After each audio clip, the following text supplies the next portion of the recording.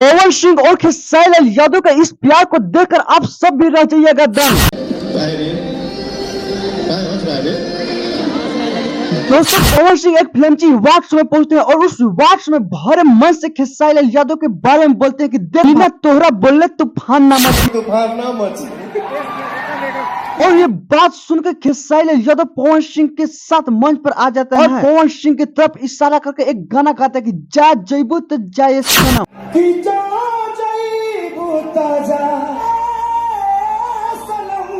और जब ये गाना पवन सिंह के सामने खेसारी लाल यादव गाते हैं तो पवन सिंह देखकर दंग रह जाते हैं। नहीं, वहां के जितने भी बैठे लोग ऑडियंस थे पूरी ताली के गड़गड़ाहट से हॉल गूंज उठता है। दिल देखे तो नहीं देखा ये रसीला, तहरा नाम पर लिख दे पटना जिला। टुनटुन यादव की तो टुनटुन यादव भी किसी से कम नहीं है। टुनटुन यादव के एक फ्यूचर स्टार की तरह देखा जा रहा है क्योंकि टुनटुन यादव के राइजिंग डिजिटल अवार्ड से पुरस्कृत किया गया था। दोस्तों मेरी जगह कैसे लगी?